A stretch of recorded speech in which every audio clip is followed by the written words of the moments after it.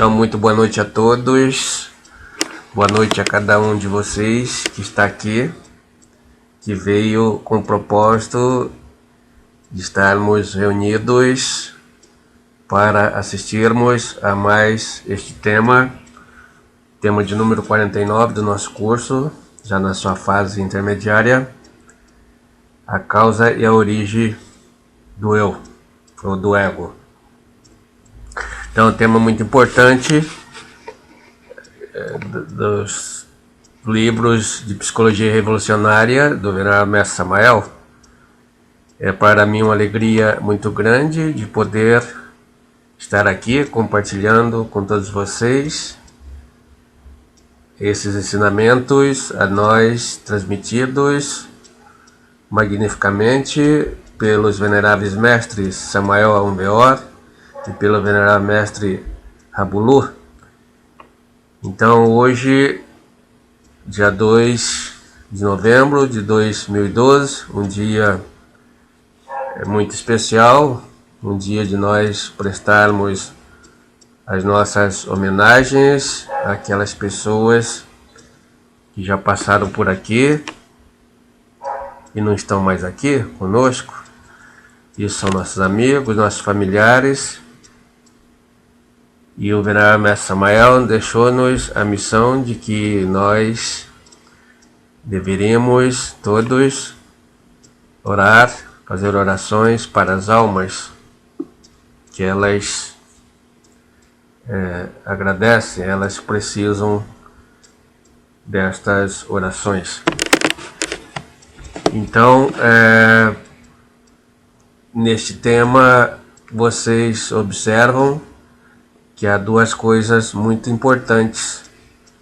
Fala-se da causa e da origem do ego.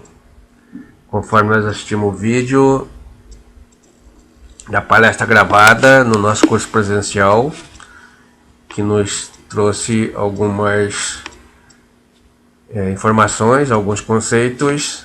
Então vamos agora fazer uma pequena síntese, e à medida que eu for fazendo, se for surgindo alguma dúvida, vocês podem ir colocando aí na tela, no bate-papo. Na sequência eu as responderei.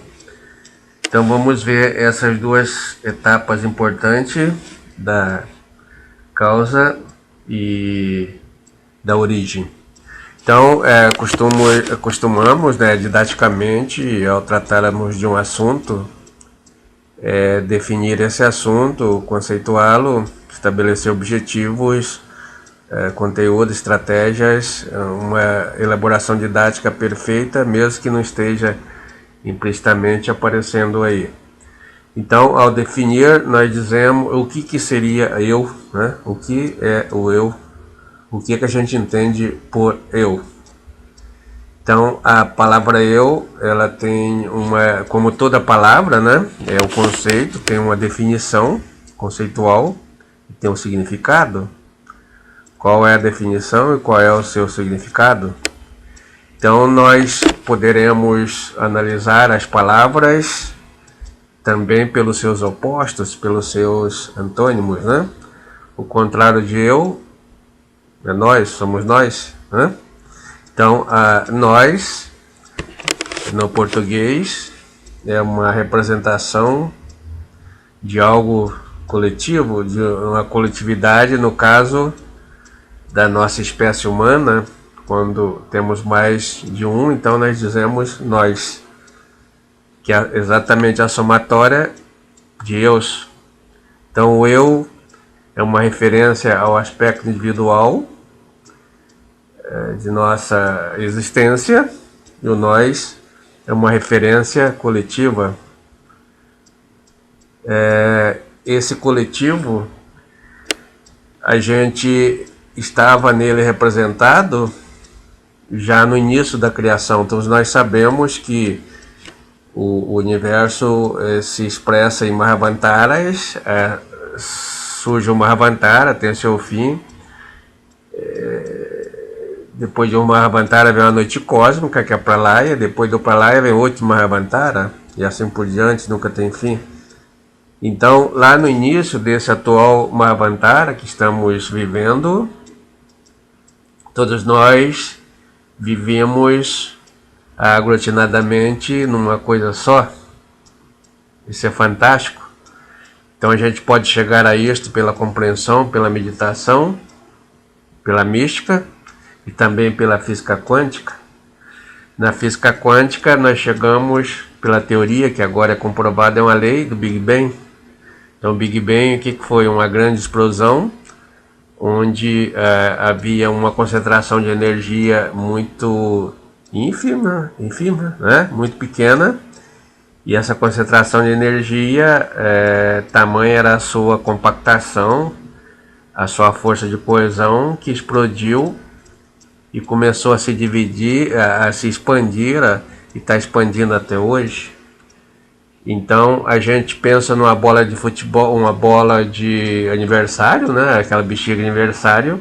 Vamos supor que ela estava ali condensada, vazia. A gente coloca na mão, depois a gente pega e assopra, e ela vai expandindo, expandindo e estoura. Então começa a voar partículas.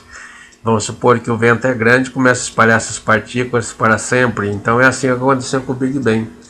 Então dessas pequenas partículas foram acontecendo a criação dos planetas, dos sóis, das estrelas, das galáxias. Elas estão expandindo até hoje. Então essa velocidade de expansão, inicialmente é espantosa. Seu período de evolução, elas vão se afastando. Isso é medido pela física, né? E nesse afastamento, então, esse movimento é que a gente chama de evolução. De repente elas param, vão diminuindo a velocidade, param, estagnam e começa o movimento de volta. Seria a evolução, que as partículas, os mundos vão novamente se aglutinar para voltar ao estado inicial daquela unidade inicial que teve no início do Mahavantara. E nessa volta, então, é a noite cósmica ou Pralaya. A gente já viu isso em outra conferência. Muito bem, então lá no início, todos nós, agora do ponto de vista da mística, né? Estávamos numa fogueira, grande fogueira, um grande fogo, vamos dizer assim, e o resto do espaço vazio é o que se chama de Brahma, do brahmanismo, né? Então Brahma é o espaço vazio, e dentro desse espaço vazio, que é o tudo, está... que é o todo, né? Está então esse fogo que é o tudo dentro dele, e ali estão as mônadas. Então cada mônada que está dentro desse espaço vazio, compondo essa fogueira, é uma unidade que estava aglutinada num todo, então formava-se um todo. Então, esotericamente fala, ao invés de Big Bang, que esse fogo foi vomitado, o absoluto vomitou, se dividiu e saíram então as mônadas. Cada mônada vem para animar a criação, e dentro de nós, de cada ser vivo, há uma mônada dirigindo tudo, ela que ordena tudo, né? Então a mônada é o conceito, o mono quer dizer um, foi dado pelo filósofo Leibniz, alemão, está até hoje, né? É um grande filósofo. Então ele referia isto aos Demócritos de Abdera, né? Que antes na Grécia havia colocado o conceito de átomo. Então é o átomo primordial, protoplasmático, né? Então essa mônada vai emitir, ela vai sofrer mais divisões. Veja bem, a mônada é uma pequena chispa que saiu do fogão. Então essa pequena chispa, ela vai dividir esse pequeno foguinho, vamos dizer assim, né? Fogo espiritual, a chispa divina, divinal, ela vai dividir. Então divide em mais partículas, se divide no Pai, no Filho e no Espírito Santo. Então ela já é a Trindade, era unidade, agora virou Trindade no início da criação. E essa Trindade ainda vai dividir, né? Depois tem as subpartículas. Dentro de nós temos o intercessor elemental, tem o Kaon, tem uma série de partículas, todas as divisões da mônada inicial. Então ela vai fracionando, vem para animar a criação, chega aqui na forma de essência, né? Essa essência no início chama-se elemental, o elemental no reino mineral ganha experiência, passa para o reino humano. Quando o elemental no mineral ele vai chamar de gnomo, né? No vegetal vai chamar de as fadas, e depois passa por o animal, quando vai chamar de alma, e o animal se transforma em ser humano, continua a alma. Então a alma é a nossa partícula chispa, né, que saiu da mônada, é a nossa essência, e a palavra alma na realidade significa consciência. Então, quando era o todo, nós lá unidos, né, na fogueira, era unidade, e era preciso que houvesse essa divisão para que nós tomássemos consciência da individualidade, para que nós fôssemos seres individualizados. Então houve uma individuação. Essa individuação significa separatividade, fragmentação, e cada fragmento é um eu. Então a palavra eu, guarde aí o significado, significa fragmentação. Se você quer unir essas fragmentações, que são todos os eus, todos os indivíduos, você forma o nós, que é a unidade novamente, né? Então da unidade se vai a diversidade. Então a diversão de versos, né? Muitos diversos, o universo é uno, então uno mais verso, que são os diversos, forma-se o universo. Então o universo é o conjunto do uno, que é o absoluto, mais o universo relativo, que são os diversos, os versos vários. Muito bem, deixando essa discussão científica, né, filosófica para lá, na realidade, então, foi isso que aconteceu. Vamos pegar na prática uma maneira mais fácil de nós entendermos. Por exemplo, se a gente vem para a praia, você tem lá o oceano, né? Todo mundo já viu. Então, o oceano, ali estão contidas todas as gotas de água do nosso planeta, vamos dizer assim. Então, o oceano é a unidade. Mas de dentro dele saem as gotas, né, por evaporação, a água evapora, né, vai lá para a atmosfera, lá esfria, então passa do estado líquido para o estado de vapor, né, por vaporização, e lá esfria, sofre condensação, cai novamente na forma de chuva, e a chuva, uma parte vai para os rios, outra parte penetra na terra e outra parte é evaporada instantaneamente, né? Então, se a gente for fazer um estudo, pegar uma gota de água aqui agora, né? Então, um dia ela morou no oceano. E essa gota de água, que é H2O, ela traz as mesmas propriedades do restante das gotas que ficaram lá. Então, o oceano é o nós, a unidade da água, né? E a gota é um eu, é a individuação. Então foi assim que aconteceu conosco. Nós éramos a gota, só que gota de fogo, compondo todo o fogo no oceano da vida, no raiar da aurora. E hoje nós somos as gotas de fogo, né? Essência, mônada, fogo espiritual, separado. Mas um dia nós iremos voltar para casa como a água que um dia volta para o oceano, a gota volta para o oceano de alguma maneira, também nós iremos voltar. Quando fizermos a nossa trajetória, e a gente vê isso nas conferências, durante 324 mil reencarnações, recorrências, em várias etapas de 108 existências, para que possamos despertar a nossa consciência, e cada um levará para o oceano de fogo novamente, quando cessar esse Mahavantara, a consciência adquirida proporcionalmente ao seu trabalho feito aqui, nesse ginásio que nós temos, que é um departamento de educação do cosmo, que é o planeta Terra. Então, isto foi a causa do ego, a causa do eu. Veja bem, causa Tudo que é causa pertence ao universo causal, à sexta dimensão, o mundo causal. E toda causa estabelece um efeito, uma consequência. Há uma ação, há uma reação, há uma consequência.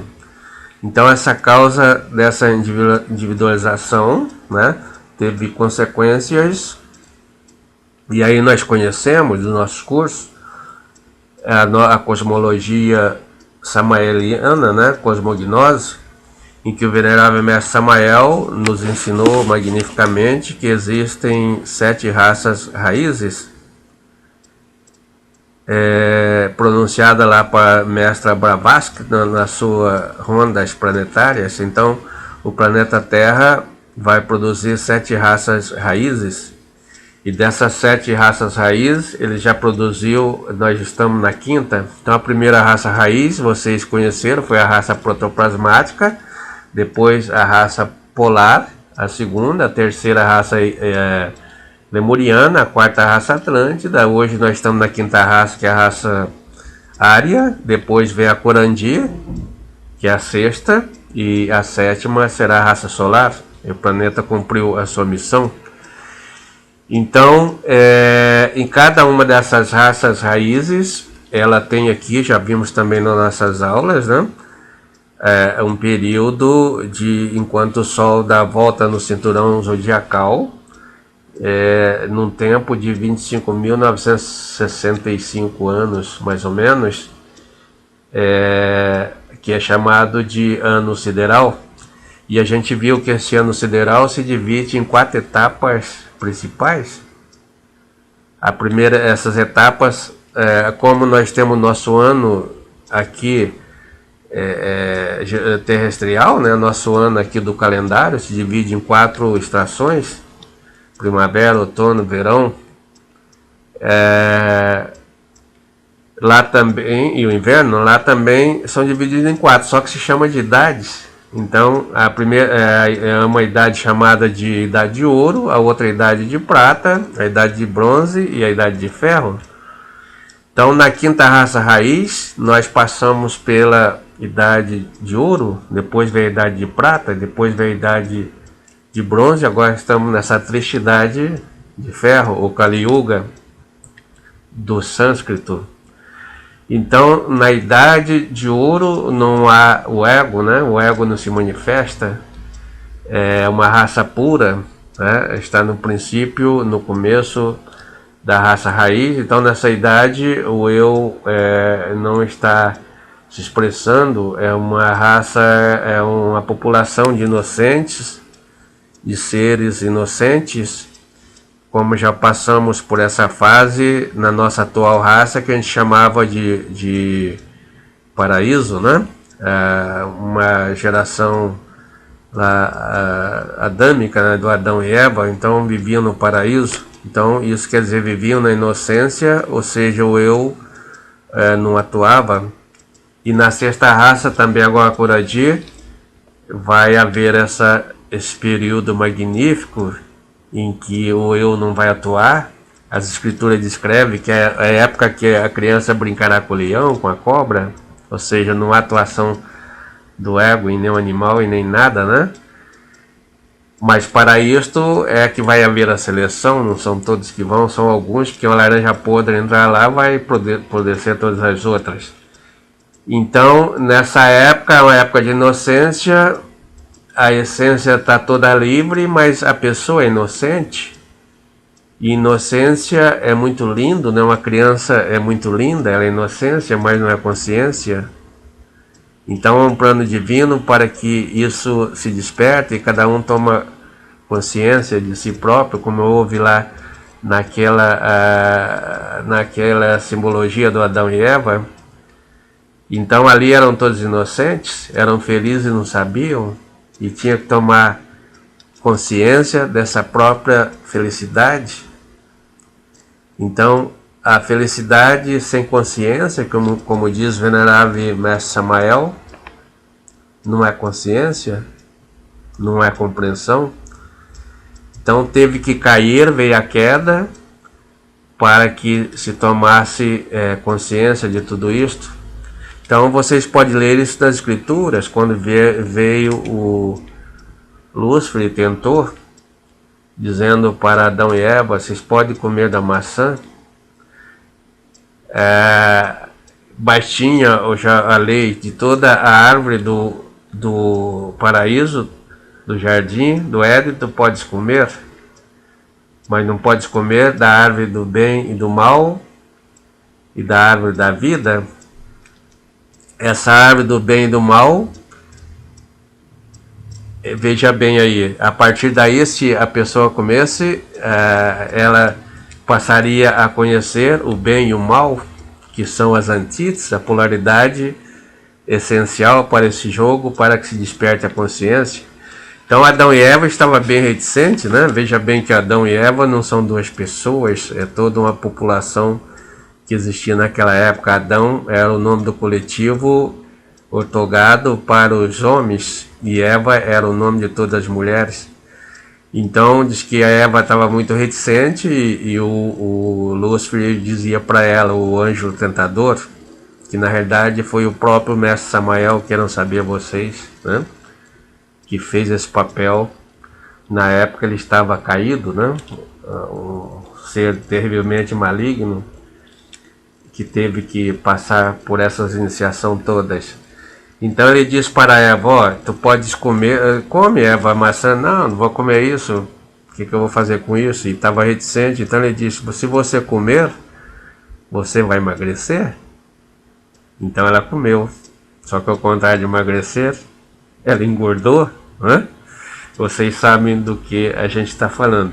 Então foi exatamente aí que começou a origem, vamos dizer, do ego, né? A humanidade começou até era conhecer o bem e o mal, e aí vem a escritura e diz, com o suor do seu rosto comerás o teu pão, e na dor dará o seu parto. Então vem uma série de consequências para essa época, lá na Lemúria, né? Quando a humanidade sai do jardim do Éden, do paraíso, e vai na idade já de prata, né? Já está na idade de prata, perambular até hoje, os dias de hoje. Então é um tempo extremamente interessante, né? Para os nossos estudos, para o despertar da consciência, e há um propósito divino em tudo isto, né? Nesta época, então, havia, né, até aí uma extrema, vamos dizer assim, inocência. A humanidade estava na fase de criança, idade de ouro, né? Com uma criança, se você pegar, ela é muito linda. Você dá um copo de água para ela, ela toma, mas se você tiver um copo de veneno perto, também ela toma. Veja que ela é inocente, mas não é consciente. Então inocência sem consciência é perigoso, né? Então era preciso que a humanidade se tornasse consciente. Só que nesse caminho de despertar, nem todos conseguem, né, despertar a sua consciência na totalidade. Então, por outro lado, todos vocês sabem, né, que nós temos a lei do alto ego prático cósmico comum, que é a lei da alimentação recíproca, onde nós tragamos alimentos e somos tragados. A gente age como presa de alguns seres e predador de outros, né? E assim a natureza. Então, cada um dos seres vivos que passam por esse planeta tem a missão de captar energia cósmica e transmitir para a cápsula terrestre, que a Terra é viva e se alimenta dessa energia. Então, cada ser vivo das espécies animais, vegetais, por menor que seja a espécie, você pegar o bambu, por exemplo, só o bambu capta um tipo de energia e passa para a Terra. Pega o bem-te-vi, só ele faz esse tipo de energia que a Terra precisa daquela frequência. Se pegar o escorpião, a mesma coisa. E todos os seres vivos processam um tipo de energia, mas o mais especial, que processa a energia mais refinada que a Terra precisa, é o homem, é o ser humano. Vocês devem conhecer, e a gente vai fazer aqui, a prática da transmutação das energias cósmicas para a Mãe Terra, que a gente põe as mãos, imagina os raios penetrando, passando pelo nosso corpo como um fio terra e se dirigindo para a Terra. Então a gente está praticando o terceiro fator, passando energia de modo consciente para a Terra. Por outro lado, a energia ruim que ela tem lá é telúrica, ela vem através de nós e vai para o espaço. Isso nós fazemos inconscientemente, mas podemos fazer essa prática ensinada pelo Venerável Mestre Samael, de modo consciente. Então, nessa questão de energia, a Terra, na época, estava passando por determinadas instabilidades zoológicas. Então, mais ou menos, a ciência vai descrever isso como a época dos dinossauros, né? A época de glaciações e tipo de coisa assim, em que há muita interferência de catástrofes naturais e a Terra estava fadada a perecer e não dá conta da sua missão, que é de formar 7 raças raízes. Então era preciso a interferência da inteligência cósmica para esse propósito, para que ela se estabilizasse. Então é aí que a Loja Branca manda para resolver esse problema 2 arcanjos, que é o arcanjo Sakaki e o arcanjo Luísos. Ambos são arquiquímicos, químicos cósmicos, não são esses químicos que nós temos aqui, nós, né? Sim, da química cósmica, a química causal, que é causa de todas das ciências naturais causais, as verdadeiras ciências gnósticas. Então eles vieram estudaram, né, o problema e fizeram um check-up, né, vamos dizer, da Terra, e na solução acharam por bem de que tinha que fazer alguma engrenagem, porque a energia estava demorando a passar para a Terra, por nós, pelos seres humanos daquela época, e precisava de um acelerador de partículas. Então foi quando eles acharam que o fio terra, na realidade a gente tinha um fio terra, esse fio terra seria o melhor transmissor dessa energia se tivesse uma cauda que tocasse o chão. Então nessa época esses 2 anjos colocaram as caudas nos seres humanos ali lemuriano, na Lemúria. Então o ser humano andava com essa cauda arrastando, porque a energia estava estabilizando a Terra. Isso aí por milhares de anos a Terra estabilizou-se. E aí os 2 anjos esqueceram do momento, como diz o Venerável Mestre Samael, de cortar essa cauda. Quando cortaram, já tinha passado do tempo. E eles vão pagar karma por isso, o karma por Mahavantaras inteiro dos deuses, chamado Catância, né? Por esta imprudência. Então, cortaram-se a cauda. Vocês podem olhar que todos nós temos um vestígio, uma cauda hoje, que é o nosso osso do cóccix. Às vezes, quando aparecem as crianças com fome lá da África, né? Infelizmente muito triste, mas dá para a gente ver ali o cóccix bem definido numa criança daquelas raquíticas, né? Então todos nós temos. Então nesse cóccix que cortou a cauda, ficaram os resíduos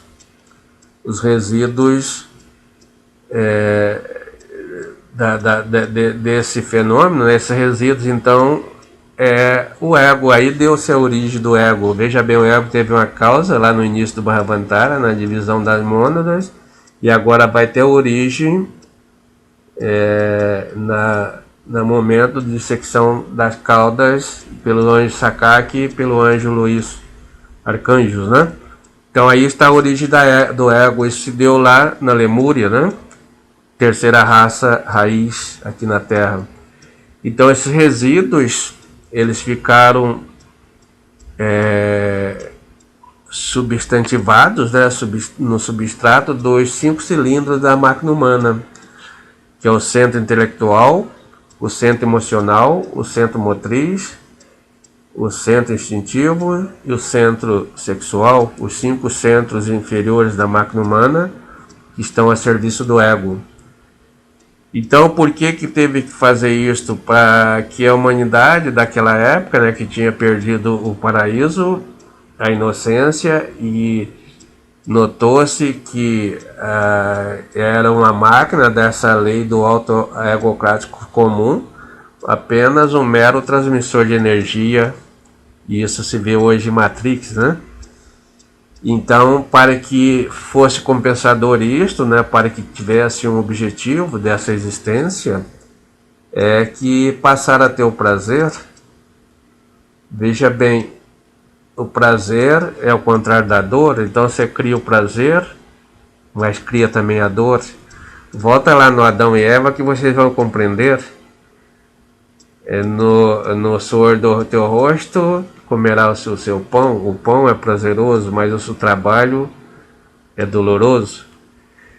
Na dor terá teu filho, né? A fecundação, o momento, né? A sexualidade é prazeroso, mas o parto é doloroso. Então começou tudo isto para que for a consequência, né, dessa origem desse ego.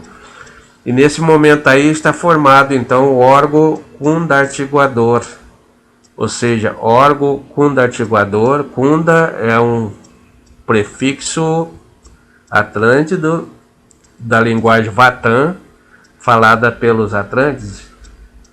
Kundar, que quer dizer precipitação para baixo. Então essa foi a queda de Adão. E aí veio o Cristo e todos os mestres para ensinar a redenção, que é o momento que você coloca fim no órgão kundartiguador.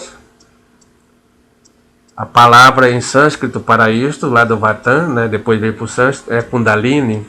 Então o Kundalini quer dizer o fim do órgão kundartiguador.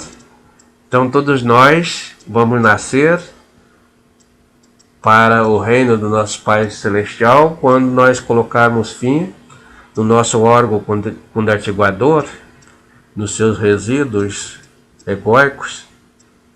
E isto é quando nós despertarmos o Kundalini. Então aí está a causa, né, aí o origem bem estabelecido para vocês, né? Estamos então agora na nossa quinta raça raiz, já chegando ao seu final. E esse ego que teve uma causa, que teve uma origem, hoje ele está muito hipertrofiado. Então nesse eixo de prazer, né, e dor, o ego foi hipertrofiando, foi avançando, foi engordando. Então isso seria como, desde essa época, nós somos a mesma humanidade, vemos desenrolando o nosso rolo de arame farpado, obtendo prazeres e mais prazeres. Veja que o nosso ego aciona a mecânica dos prazeres, ele quer ter um prazer, repetir esse prazer, então ele lança o mecanismo dos desejos. Do desejo você quer a obtenção daquele prazer, se obtido vem a pequena satisfação, e se não obtido é pior ainda, que vem a frustração. Então agora quem quer fazer a iniciação, a gente teria que pegar esse rolo de arame farpado e ir enrolando novamente até acabar com este eixo de prazeres. Então isso significa nós fazermos a morte contínua dos eus, desses infinitos eus que nós criamos ao longo de toda a nossa existência. E a humanidade, como diz o venerável Mestre Samael, acostumou com esses eus, com esses prazeres, e hoje não quer outra coisa sair dessa trajetória. Então a massa humana hoje vive para o prazer, para a sexualidade. O ego quer essas três coisas: ele quer o prazer, ele quer a estabilidade, a segurança, e ele quer o luxo, né? Então, e aí ele vai criando todo o mecanismo de complicação, vai se complicando. Para finalizar, vamos dizer que nós, aquela humanidade que era tremendamente inocente do paraíso, né? E somos hoje uma humanidade do fuzil, da arma, da metralhadora. Então não houve evolução do ponto de vista de consciência na nossa quinta raça. Isso não existe. O que houve foi evolução tecnológica, mas a evolução tecnológica é inversamente proporcional à evolução, à evolução da consciência. Quanto mais se evolui tecnologicamente a massa humana, mais ela evolui na sua consciência, que já é uma estratégia da própria vida, né? Da própria natureza. Hoje a humanidade tem de tudo às suas mãos, os carros fantásticos, a mídia, a televisão, o computador, exemplo nós aqui falando distantes um para o outro. Então ela tem tudo a seu dispor para esquecer do caminho espiritual, para esquecer de despertar a sua consciência. Então são as coisas, os brinquedos, como diz o Venerável Mestre Rabulu, que se põe na mão de cada um de nós para que fique brincando, fica se identificando com esses atrativos que a humanidade, que a Terra nos põe, que a natureza nos põe, para esquecer que temos que caminhar, que temos que fazer de todo esse propósito um departamento de educação da Terra, nos educarmos adequadamente para habilitarmos agora a Pailha, para que possamos vislumbrar uma esperança de estarmos no amanhecer da galáxia, na sexta raça raiz, se possivelmente ainda na Idade de Ouro. Para isso temos que desintegrar os nossos eus até o nível de 50% para podermos obter a garantia de um resgate para a ilha.